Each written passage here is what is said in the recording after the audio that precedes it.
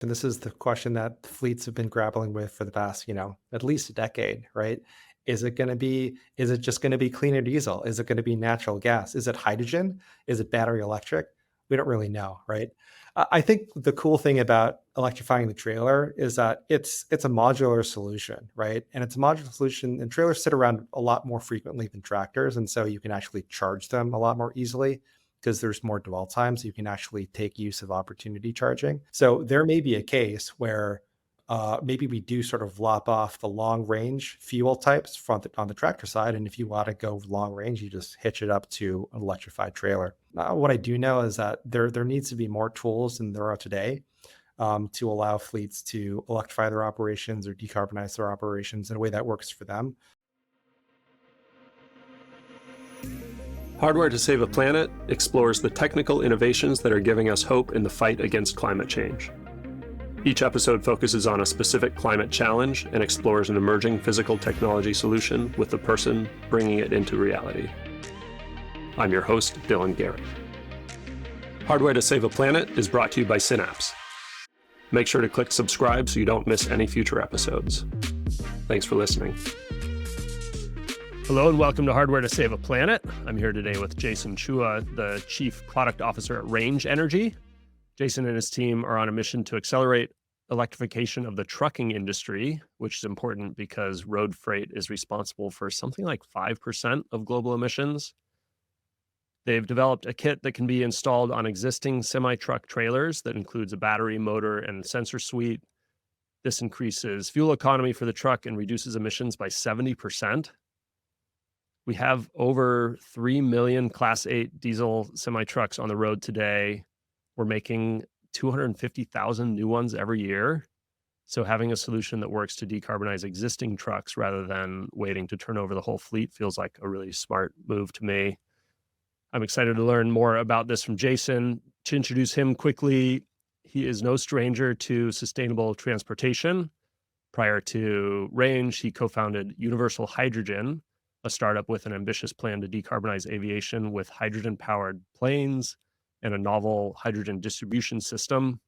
Before that, he worked on a hybrid electric airplane for United Technologies and an incubator for Airbus. Prior to his time in aerospace, he worked on a number of consumer and healthcare technologies, including Google's Project Ara, which stood out to me because it was this really cool modular phone concept back in, I want to say, 2015 or so. Jason, it's really awesome to have you. Thanks for joining. Yeah, thanks for having me on. So it was fun to kind of scroll through your work history. You've been involved in a lot of really cool projects. I was curious, what's been driving you throughout your career, and is there like a common thread, or has it changed over time? Because it's a pretty fun like variety of things. Yeah, no, it's a great question. It's a funny question. I ask myself that question every day. I feel very lucky to have been able to work on a lot of really interesting things with some really great people. I like a lot of different things. I'm curious about a lot of different topics. And so I think you kind of, I don't think that, or at least I haven't found anything I've worked on to be boring. They're all kind of new and innovative and different in some way. And I think that's one thing that certainly drives me. Certainly especially the past few years, right? I think that curiosity has kind of given a little bit of way of like, okay, well, a lot of things are cool, but are these things also impactful? Can I create impact with the work that I do? And so I think it's always great to be able to work with great people on important problems in a way that I feel like it can provide some unique value to. And so those are kind of the three things I look for when I think about, well, what do I want to do next? Or is what I'm doing like the right thing for me to be doing? And I've been really fortunate that I've found a number of interesting places where those three things have aligned. And it seems like, yeah, to your point kind of recently about making an impact, you had this thread going of aviation, sustainable aviation, at least from the outside, that's the way it looks. And you've kind of moved to the ground now. I'm curious about that move. Like, does coming to wheeled vehicles on the ground, change the approach, make, is it an easier problem to solve? Is it a nearer term impact you can have, or like what was that move about for you? It's kind of funny. In a way, it's almost like coming full circle because it's little known fact about me is back when I was working at Google on Project Ara, one of the things I did was I was on on the road for 6, 7 months, just on a road trip in a Velcro covered Sprinter van. I was just trying to understand what was going on in the hardware hacking and smartphone market. And so, in a way, you could say that this is just me coming back full circle, and it's a slightly bigger vehicle that's on the ground. But in all seriousness, right? I think that aviation's amazing, right? It's really inspiring, and it's literally the sky is not even the limit with aviation and aerospace. But to just use another another pun, right? This is ground transportation's where the rubber meets the road, right? There's a lot of things that happen on the ground, and I think it's really important and I think you hit it on the head in the introduction, right? This is a sector that is responsible for a pretty significant amount of carbon emissions, and there aren't a lot of practical solutions that are out there, right? So I think there's a great opportunity here, as there is in aerospace, to try to come up with new technologies that the industry can actually adopt, so we can actually make a difference and kind of bend that curve a bit. Yeah, 5% of total emissions, 2 billion tons of CO2 was something I read.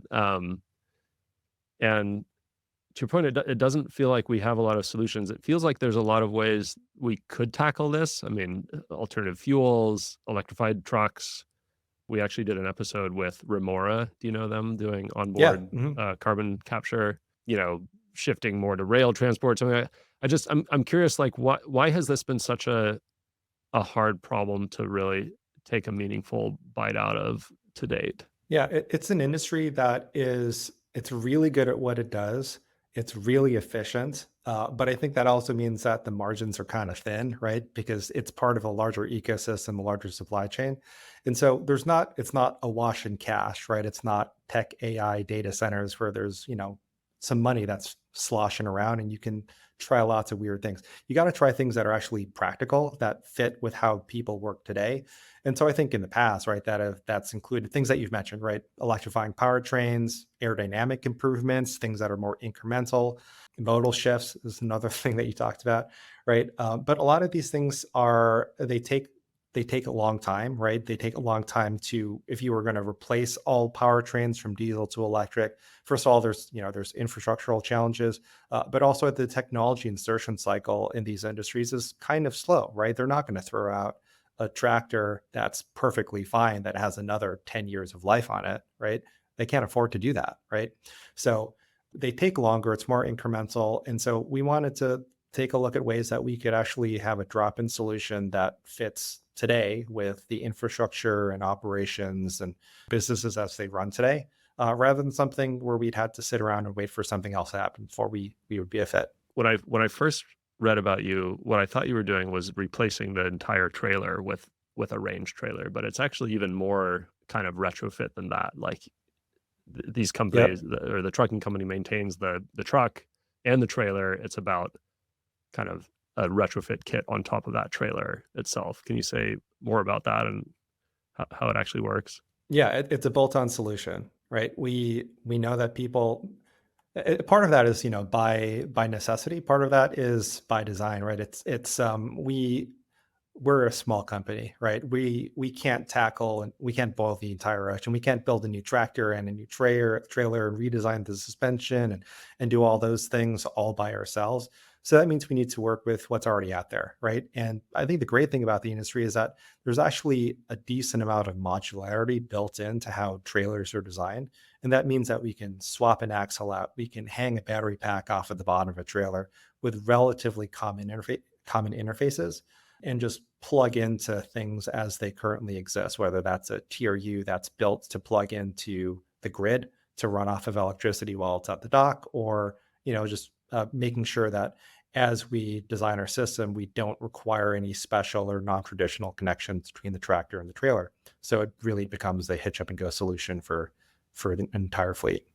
hmm and you say that's partly because you're a small company and kind of redesigning all those things would be a massive undertaking. But isn't that also kind of what's beautiful about your solution, is that you don't have, your customers don't have to replace their trailers, they don't have to replace their trucks. We're talking about, I think your website said, like, in a few hours you can Yep. you can kind of install and retrofit existing trailers and trucks. Yeah, no, that's absolutely right. It's an easier solution for customers to adopt because they can, it's plug and play or bolt on or however you want to phrase it to things that they already have.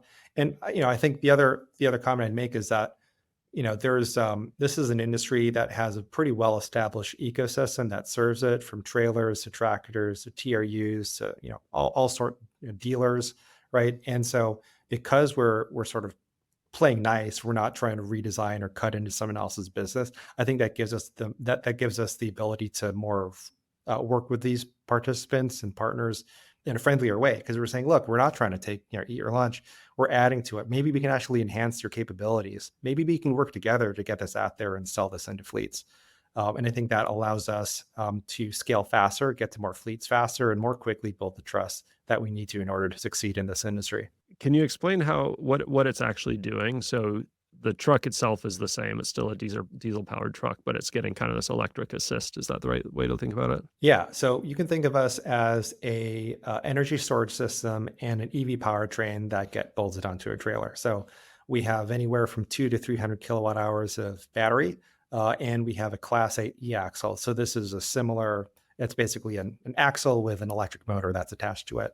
It's a similar type of thing that you would see on like a Tesla Semi or a Freightliner e-Cascadia or something like that. Similar sort of class of durability, but we're putting on a trailer instead.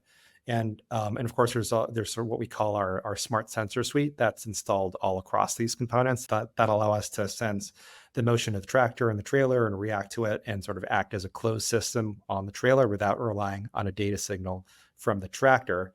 And so what this allows us to do is we have energy on board that we can power the e-axle with. We can use that energy to power a refrigeration unit, liftgate, any number of other accessories that you might have on a trailer.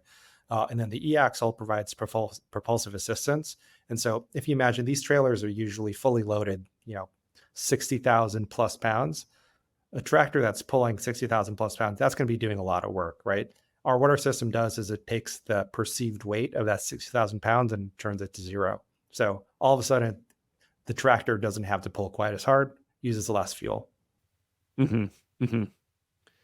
But then I guess you still have the diesel engine there for, I don't know, and that like you're not dependent on the battery for your total range, and it's, I guess, a backup system, and it feels like it kind of solves some of the challenges that have made it hard to adopt like fully electric trucks like this. Yeah, that's right. We're not the prime mover, and that means that we don't have to always, the battery pack can run out, and that's totally fine. We actually want people to use the battery pack, because a battery pack that you don't use all the way that's extra money, and that's extra weight that you're carrying around. And so I think that's kind of the nice thing about electrifying the trailer, is that as long as you have fuel in your tow vehicle and your tractor, whether that is battery fuel or diesel fuel or hydrogen or natural gas or whatever else, you're good to go, right? You're never stuck on the side of the road. But I think that also it sort of it also means that our technology is not just something that works today and reduces diesel costs and diesel emissions today. It's actually something that we're actually seeing early proof points that this really allows fleets that have made the investments in EV tractors to actually utilize them on longer routes and utilize them in more flexible applications, because now they have less range anxiety, right? We work with a fleet that usually ran their EV tractors on 60 to 70 mile routes. Like, these are like internal transfer routes, because they could not afford to, send have you ever seen a tow truck for a Class 8 tractor? It's like a really big thing. And, I don't know exactly how much it costs, but it's not cheap, right? And so that's the last thing you want to happen. You don't want to run out of juice and have to have a truck tow your truck. And so, after running pilot with us, they're like, hey, actually, we can do a 200-mile route with this. We can do a 220-mile route with this. We can actually go up to 280 miles. And now we're running real routes, real customer delivery routes that we use our normal diesel tractors on, that we probably never would have dared to run on electric. And now they can. And I think that sort of opens up their possibilities of, okay, maybe actually we can deploy electrified vehicles more broadly across the fleet if we have this technology on board. And it's something that allows them to kind of rethink the way they plan their routes, to rethink their fleet composition. Okay, that's really interesting. It reminds me, another company we've talked to is Lightship, making the Mhm. the RV campers, and they have a very similar kind of angle in that, one of the challenges of adopting electric vehicles is the towing challenge.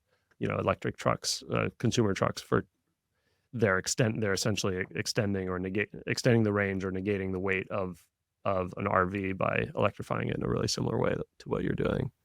Um, Mhm. yeah, got it. That makes a lot of sense. It kind of ties to my another question I was going to ask you is this kind of moral hazard question. Like, are we, by doing something like this, are we making it, are we just kind of extending the time during which we can continue making and putting new diesel trucks on the road because we have this kind of new method of making them lower emissions? And but actually it sounds like this could be a way to sort of accelerate the transition to electric trucking as well. Yeah, I mean, it's a really great question. We actually had like a pretty in-depth conversation about this exact question, or like about 2 years ago when we were about to decide that let's go after the Class 8 market. We had, because all of us want to have impact, but I think there's a really strong streak of pragmatism that runs in this company, because we've all done things that are pretty pie in the sky, and you have a longer time to true mass scale adoption, right? A lot of the teams worked on autonomy, worked on hydrogen powered airplanes, right? It's going to take a while for that technology to get adopted, and we kind of we're sort of of the mindset of like, let's ship something that works today, that makes an impact now. And the reality is that it's going to be diesel's not going to go away, at least not for a while, right? We're It's going to be a part of our energy mix on the transportation side for the foreseeable future.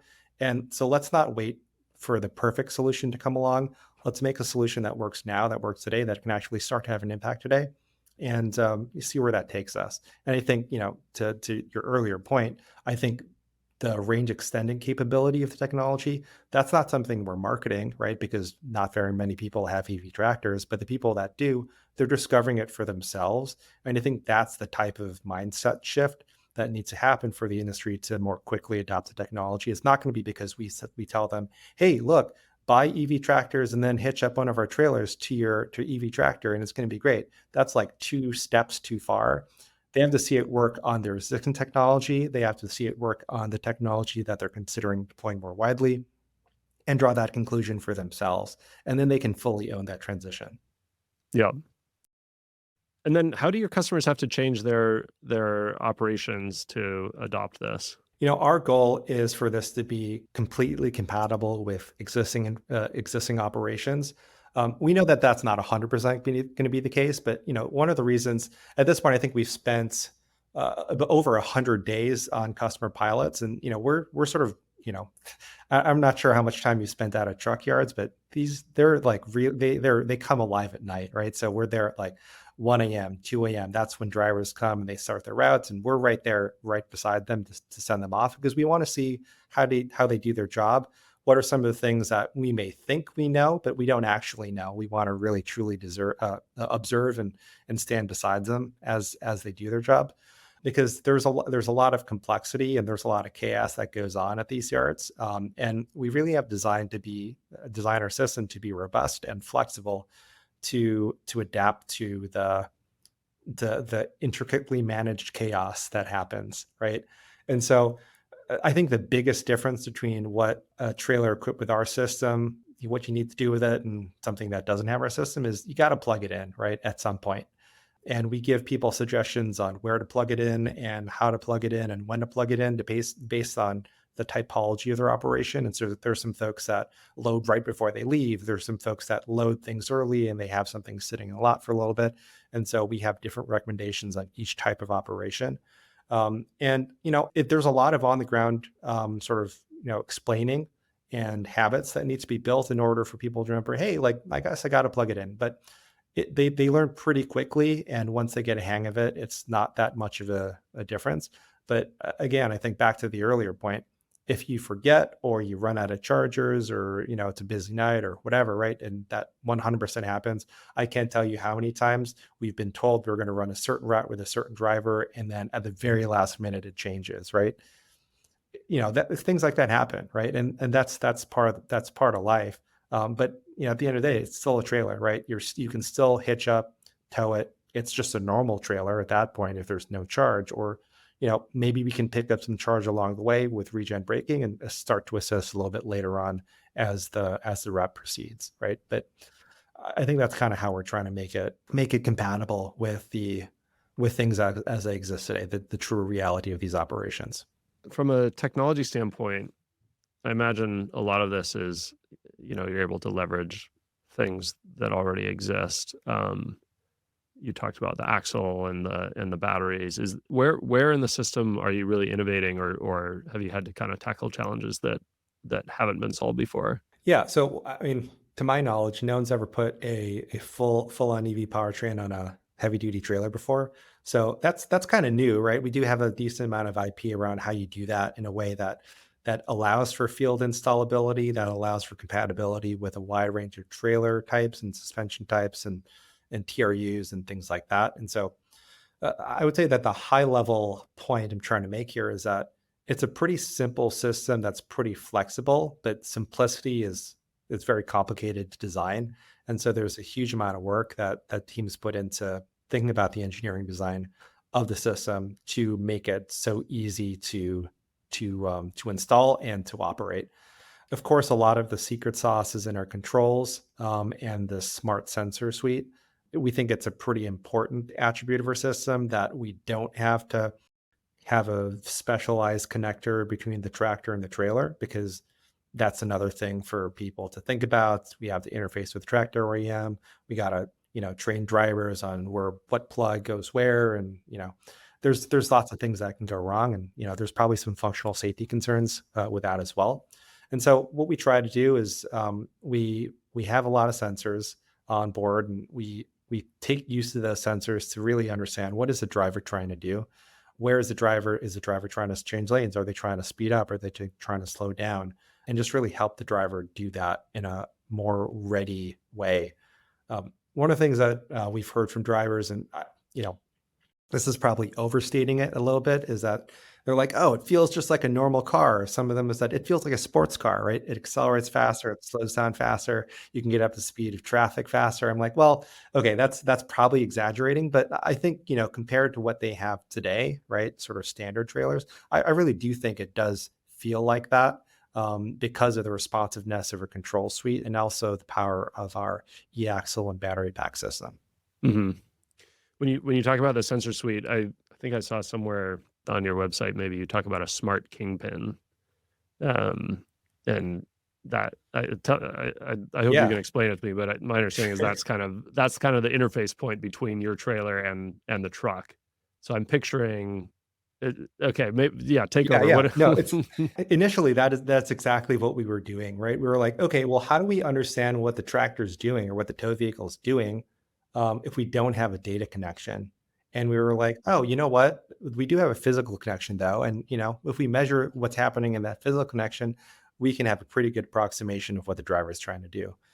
Turns out that you can actually get that same information with a set of distributed sensors across the system. And so in addition to having some sensors in the Kingpin, we also have sensors everywhere else on the trailer. And over the course of a couple 100,000 miles, over the past year or so, we've actually been able to convince ourselves, like, actually, you know what? We don't need the Kingpin sensor at all, right? We actually we have pretty good fidelity of what's going on with just a bunch of other things spread across the trailer, and it's a lot faster and easier to install that way. Interesting. Can you say more? Give more specifics about what are you sensing? Yeah, we're sensing the movement of the tractor and the trailer, so things like acceleration and speed and stuff like that. And it's kind of, yeah. I'm trying to think of like an elegant way to explain it without giving away too many details. But just think about like your normal kinematic equations and how you can characterize different things using those signals. But it's all your drivetrain is all responding to the forces that are being imparted on the trailer by the truck. So Correct. Yep. It kind of responds to the intent of the driver in that way. Yep. I'll also say that we also can respond to the environment a little bit as well. And so we in early February we took one of our systems up to northern Michigan and did some winter testing. So snow and ice, cold temperatures, adverse conditions, things like that. And one of the reasons we did that is, we actually have trailer traction control now on our system. And so that understands like, what kind of surface are you driving on and how should you react to that based on what you're seeing and so there's a little bit of that too. So it's basically what's the environment doing, what's the tow vehicle doing, what's our system doing, and are those all appropriately relating to each other in the right way? Yeah, cool. And where are you in the product development process?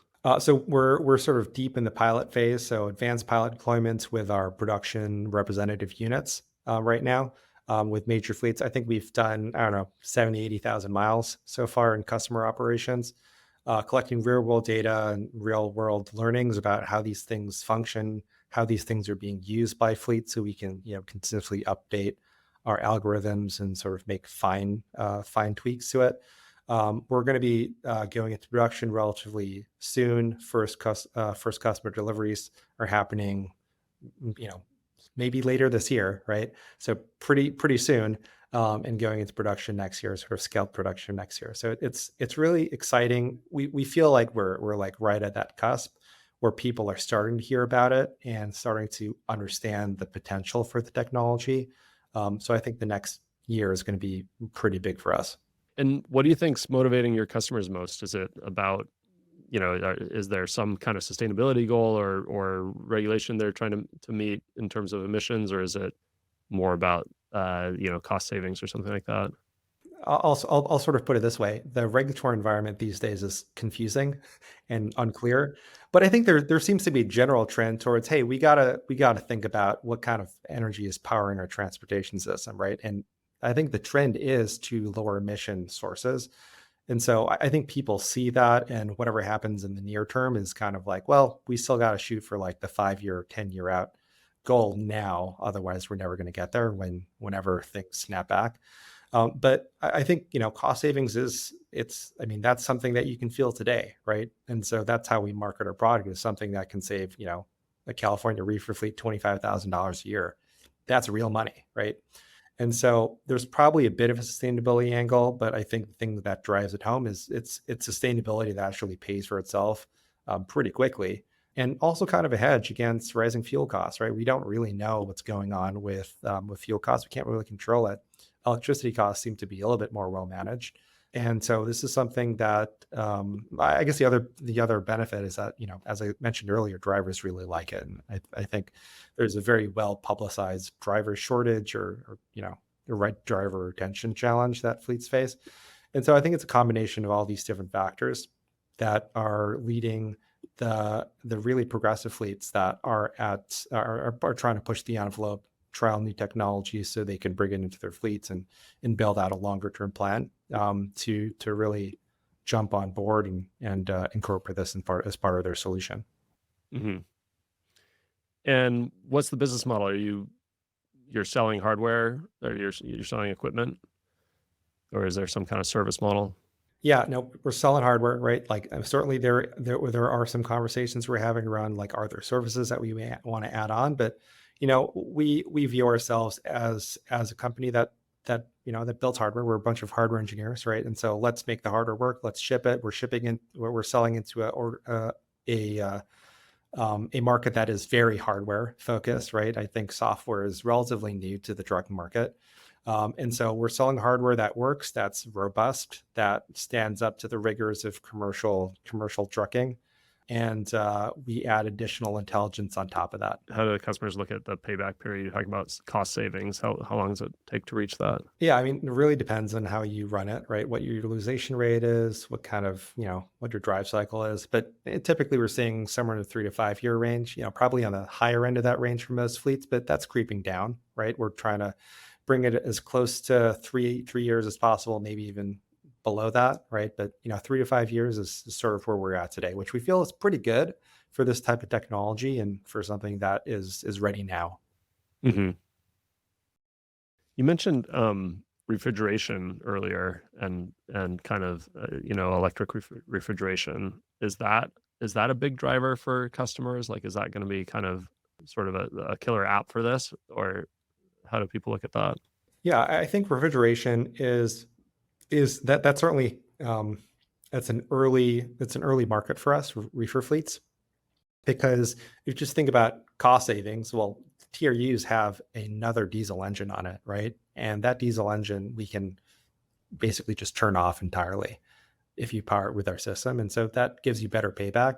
I think there's also, there's been, again, on and off again regulations pointing towards, reducing emissions from these refrigeration units.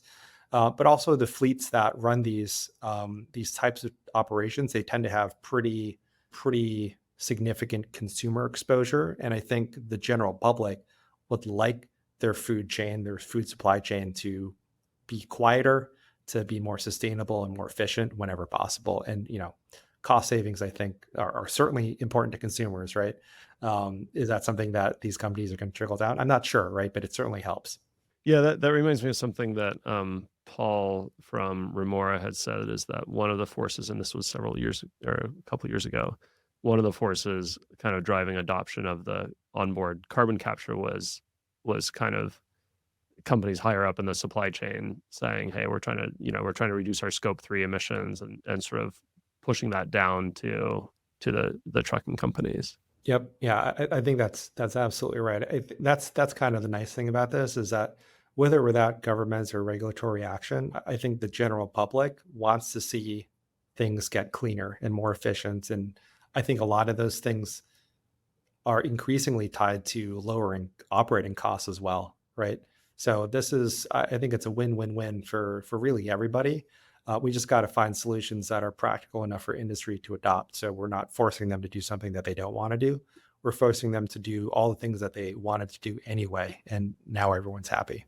You talked about this a little bit, but I'm curious how sort of the industry incumbents are looking at this. Like, and it sounds like it's more of a potential partner approach rather than them seeing you as a threat or competition. And I'm thinking people like Freightliner and Volvo and Peterbilt, like the big truck manufacturers. How do they look at what you're doing? Yeah, I think when we first came on the scene, they were like, what is this? What are you? I don't know what this is. Now that we've had some success with some mutual customers, they're like, "Oh, maybe we should pay attention. This is kind of interesting." And especially since we're trying to be friendly rather than scary or competitive, I think that's really helping the relationships. And so over the past several months, I think we have had a lot warmer uptake from the other side of the table. And I think a really good example of that is our partnership with Thermo King, right? They're the number one player in the refrigeration unit market. And we've been working with them for a bit over a year now, first focusing on technical collaboration and joint pilots. And now we're looking at ways that we can leverage their distribution and sales network to actually get this thing out more broadly, and to make sure that the fleets that purchase this equipment actually have a place to service it when the time comes. So I think that's a really good example of what we're seeing, and I think that trend should continue. Yeah, looking into the future even more, what is your kind of outlook for the company, or what are your long-term goals? Like, what do you think? What kind of impact can Range have on this industry? You mentioned 3 million tractors out on the market today. There are even more trailers. There's 3.5 million trailers just in the United States, right? It's going to take a really long time for us to get our systems on all of those trailers, not to mention the 300,000 trailers that get built and sold every year, right? So it's a huge market. We want to make sure we nail this use case and really start making an impact here. But I think you're seeing lots of other places where similar technology is creating impact and is viable. And I think we're looking at other markets as well. But let's make impact where there's impact to be made first, and then we can figure out how to scale it. Is there a path where you start integrating your technology into new trailers, like some of Yeah, those I think so. 300,000 that are produced every year? Yeah, I think these are some of the OEM partnerships that we're actively looking into, right? I think it's both a bolt on, but if you can bolt it on and do it on a retrofit basis, you can absolutely do it at the end of a manufacturing line. So that's why we designed it that way. And then maybe this is looking even further out, but do you think there's a world where we've just fully electrified our trucking fleet? Like, is that ever feasible in the way you see it? That's a tough question. I think this is the question that's like the multi-million dollar question. This is the question that fleets have been grappling with for the past, at least a decade, right? Is it just going to be cleaner diesel? Is it going to be natural gas? Is it hydrogen? Is it battery electric? We don't really know, right? I think the cool thing about electrifying the trailer is that it's a modular solution, right? And it's a modular solution, and trailers sit around a lot more frequently than tractors, and so you can actually charge them a lot more easily because there's more dwell time, so you can actually take use of opportunity charging. And it does we're agnostic to the tow vehicle fuel source, right? And so we're a range extension for whatever is out there. So there may be a case where maybe we do sort of lop off the long range fuel types on the tractor side, and if you want to go long range, you just hitch it up to an electrified trailer. I'm not quite sure, but what I do know is that there needs to be more tools than there are today, to allow fleets to electrify their operations or decarbonize their operations in a way that works for them. If there's one thing that I've learned is that every fleet is different. You kind of think they're the same because from a distance they look similar, but when you get down onto the ground, you're like, wow, this is you completely you it's not the same, right? And so we got to give the industry a more diverse set of tools in order to do what they need to do, while also continue to operate their businesses without disruption. Okay, I have three questions that I ask everybody at the end of every episode. The first is, how optimistic or pessimistic are you about the future of the planet, and why? I would say that I'm optimistic, right? I'm a realist, but I'm an optimistic realist.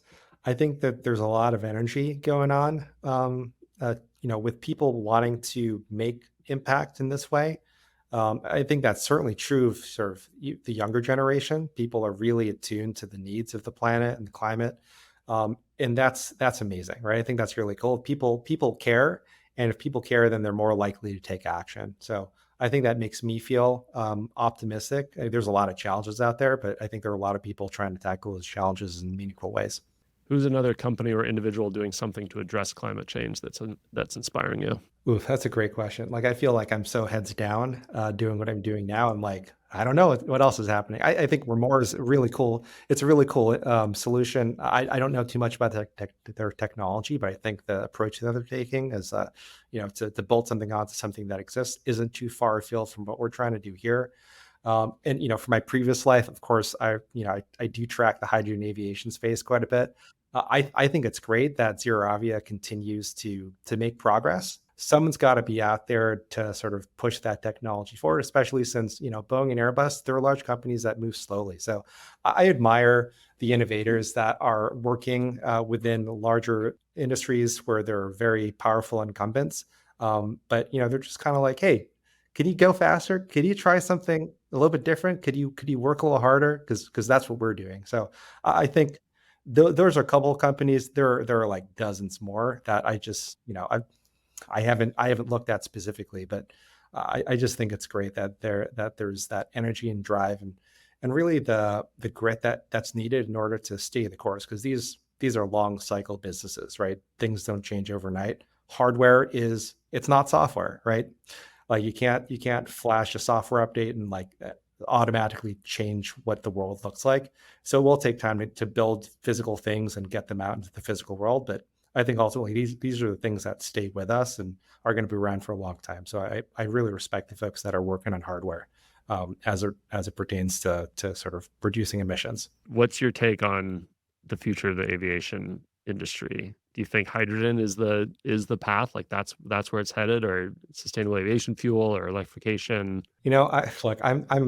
I'm hugely biased. I don't know in which direction I'm biased, but yeah, I think that it probably is going to be a multi-fuel solution because there are like the energy needs of different aircraft types and different route profiles is so vastly different. I think short range makes a ton of sense to do electric, right? Longer range, does electric work? I don't know. Like maybe if battery energy density gets to a really good place, it's possible, right? It's hard to foresee right now, but maybe at some point. And then in terms of longer distance aviation, right? I obviously have a bias towards hydrogen. I understand why that's difficult though, right? I think SAF is great because you don't have to change too much of the hardware, but is that truly sustainable from an economics perspective? I don't know. But I think the great thing is that there are a lot of people out there that are trying a lot of different things. And, the market will decide, right? The market will ultimately decide what we need to do. And hopefully there aren't too many people putting their fingers on the scale in inappropriate ways, that we actually allow the market to get where it needs to get. We should do another episode on that. Very curious. Last question. What advice do you have for someone not working in climate today who wants to do something to help? Well, I mean, you got to think about, well, what can you contribute, right? Like I said earlier, right? I didn't start out being like, hey, I got to work on something that makes climate, makes climate better, addresses climate challenges. I just did things that I thought were interesting and cool, and found that I happened to be pretty good at working on early stage challenges and coming up with novel solutions and working with teams of people that were also really passionate. And so think about what you can do, what you can bring to a team, to a problem where your passions lie. And I think that's a great way to focus, right? Because climate tech, it's such a broad space, right? You can literally do anything and have it have an impact. And so it's a matter of finding what's the right intersection of your passions and an overall driving need that society has. All right. That was really fun. Jason, thanks for your time. Appreciate it. Yeah, thanks for the questions. It's a great conversation. Hardware to Save a Planet is brought to you by Synapse. To find out more about us and how we develop hardware solutions for the world's most ambitious companies, head to synapse.com. And then make sure to search for Hardware to Save a Planet in Apple Podcasts, Spotify, or anywhere you like to listen. Make sure to click subscribe so you don't miss any future episodes.